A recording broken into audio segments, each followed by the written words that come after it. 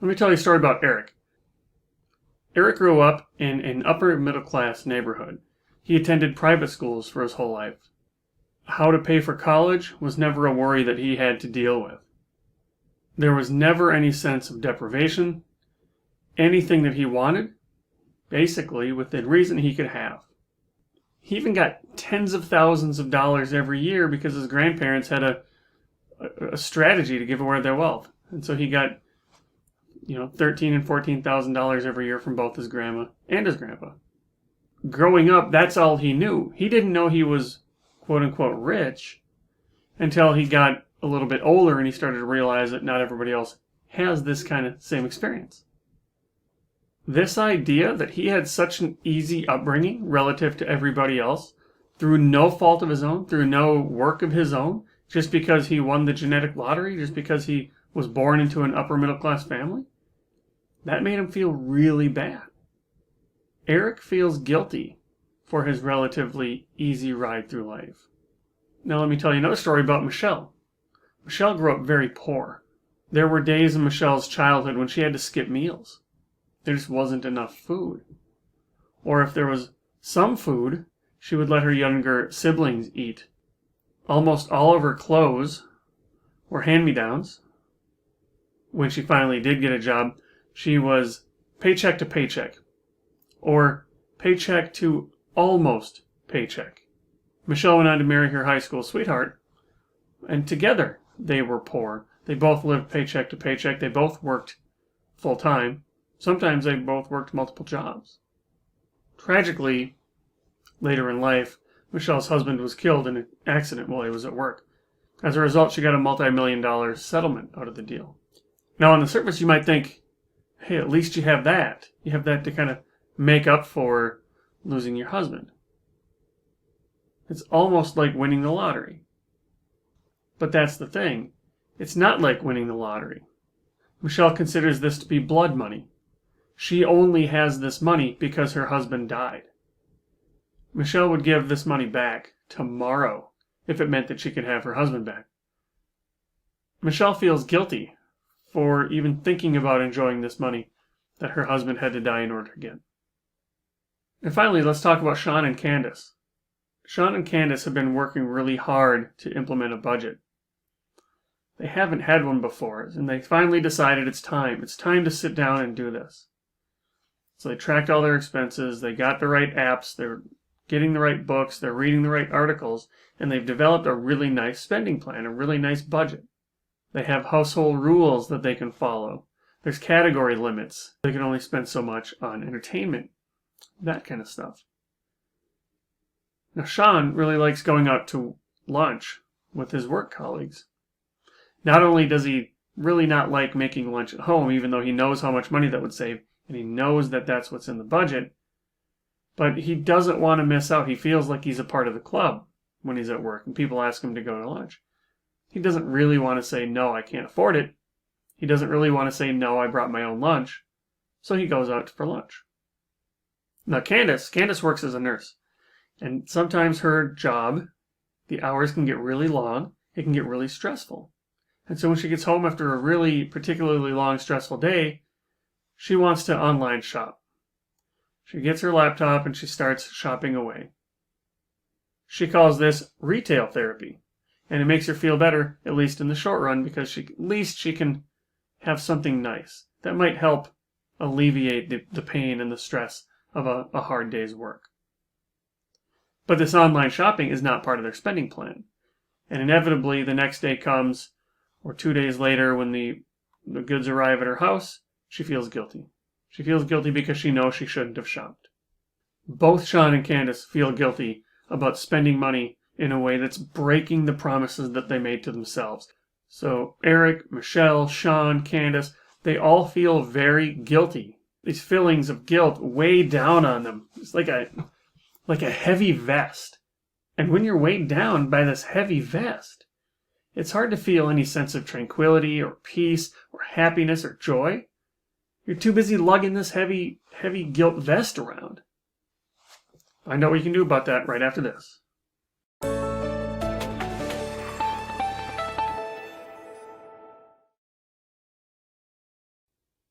Hey there, it's Derek Hagan. I'm a financial therapist, author, speaker, and I'm here with another Money Health presentation where we're going to talk about guilt. Guilt and money, wealth and money. These things go hand in hand. Now, if you're here because you feel guilt, please recognize that is perfectly normal. Now, as I hinted at earlier in those stories, it's hard to feel any kind of happiness when you're feeling guilty. You know, the more guilty you get, the less happy you are, or the harder it is to be happy. And much with other areas of our financial life, it's hard to talk about because we don't like talking about money. The minute we talk about money, we open ourselves up for judgments. And then what? If we're already feeling guilty and then somebody judges us and validates that guilt, that's the worst thing that can happen to us. At least in our minds, that's the worst thing that can happen to us. So let's talk about those three different ways that we can, the three biggest ways that we can experience guilt. The first one is having money when other people don't. Now, income and wealth are different. Income is how much you make that's coming in. That's, if you're into the nerdy personal finance jargon, that's the cash flow. How much do you make? And then what you do with that becomes wealth. So how much do you have is wealth. That would be on the balance sheet. So for these purposes, we're going to kind of lump this together into money. So just know that I know that income and wealth are not the same, but for our purposes here, we're going to kind of just call these things money. Now, income and wealth have a distribution. There's going to be some people that don't have very much at all, and there's going to be some people that have a lot, but most people are going to be lumped in the middle. And if you plot those out, that's going to look very much like that bell curve. Now, just by math alone, just by probability, some people are going to be on the high side of that distribution. They're going to be on the right tail, they call that. Now, this is particularly troubling for people who didn't earn it. People who started somewhere in here and moved up this way, those people don't tend to have guilt. I'm not saying that you don't, I'm just saying it's less likely. More likely is the kids of those people that moved up to this way. Because those kids were just born into this. They didn't make any of this money. They might even have, if you're far enough out this way, they might even have trust funds. So they're really making a lot of unearned income because they're getting money from this trust that they didn't earn. Doesn't need to be that. It could be just like in our opening story, maybe he was getting $14,000 from parents or from grandparents, from each grandparent and each parent as a wealth distribution strategy. This is also money that just comes to you and you don't work for it. And even if you do have to work for money, it's quite common for people to realize that, yeah, I'm working for it, but I have never had to struggle in my life. Now, this is a big source for guilt. That's why you can look back at this distribution, and I color this all red, and that's guilt. Because I have it and all these other people don't. Or I have a lot, and these people have some, and these people don't really have anything. Why me? Well, that's the kind of mentality. Now, especially if you didn't earn it. Now, it's still, like I said, it's still possible to feel guilt, even if you did earn it, because there's still a lot of right place, right time, luck, kind of things that happen. So what about the next one? Or what about other sources of guilt? What about these people who get this blood money that we talked about in that earlier story? There's a lot of ways to get a financial windfall. A financial windfall is an inflow of money, and the dollar amount depends on you. Just like every other answer in personal finance, it depends. For some people, $1 million is not a windfall. For other people, $100,000 is a major windfall. A windfall is defined as something that changes the rules of the game for you. It makes it more difficult or more complex to manage your finances.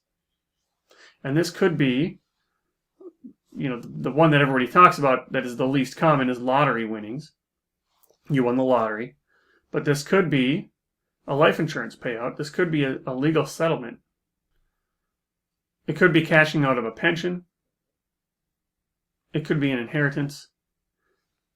But there's different reasons you can get this windfall. And you could feel guilty for getting an inheritance. That would relate back to kind of being on the right side of that distribution. Most people don't get an inheritance, and really almost nobody gets a sizable inheritance. So there's a source of guilt there as well.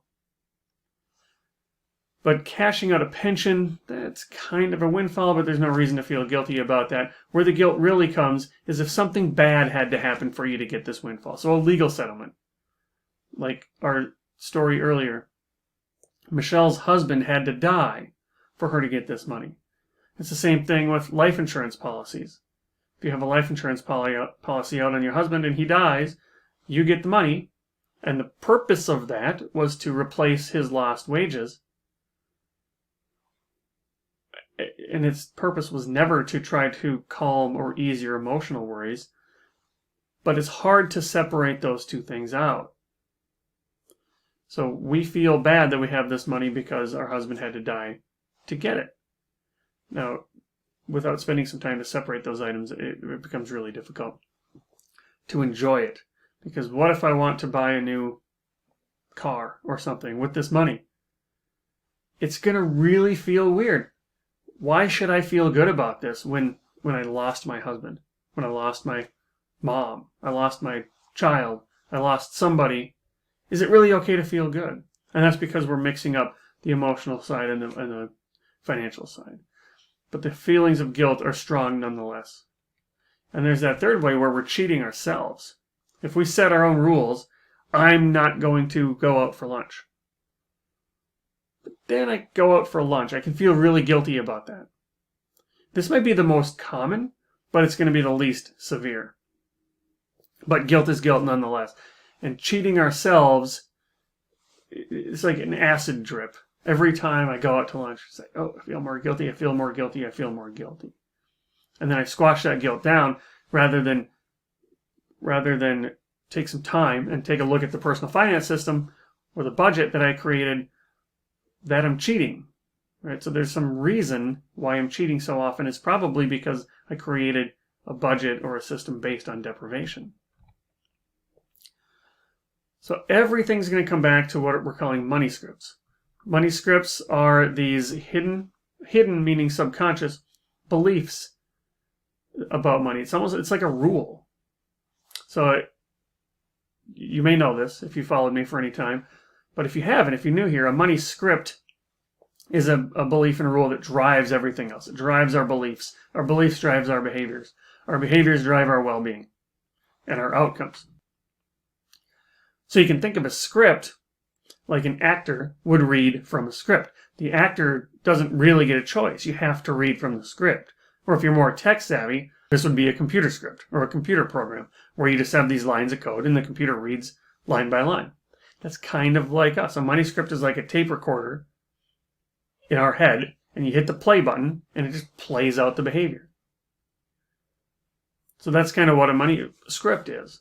So most people, first of all, don't know that we have them. Second of all, if you know that you have this belief, you don't know that other people have different beliefs. So you don't know how vast this is. These are developed in childhood when we're immature and we're trying to figure out how the world works. And so we watch and we observe and we see.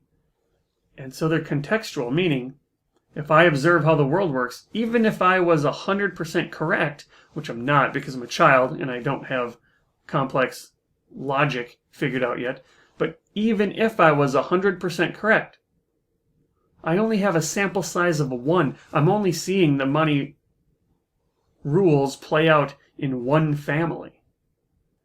That's all I know. So as soon as I leave the house, as soon as the rules change, I still have this hardwired rule that I'm following. So what we want to do is figure out what money script is driving these feelings of guilt. Okay, if you feel guilty that you have money and others don't, what's the underlying belief? Why do you feel guilty for having something when others don't? There's an underlying belief there. And spending some time and look inside yourself to figure that out will be very powerful and empowering. If you feel guilty for spending money that you only have because you lost a loved one, What's the underlying rule there? Is it because you feel bad that the person had to die? Is there something that makes you think that if I enjoy this, then it's almost like I wanted him to die? Like, is that the driving force? Well, figure out what that is for you. Understanding the guilt starts with understanding why you're guilty. And those are going to be driven by those money scripts. And if you're guilty for breaking your own rules, again, why do you feel guilty? And what can you do about that? You have to explore, you have to look inside yourself and explore those money scripts if you want to fix your well-being. You have to. So what I want you to do is focus. I'm going to have to move this. Get really clear about things that are inside your control and things that are outside of your control.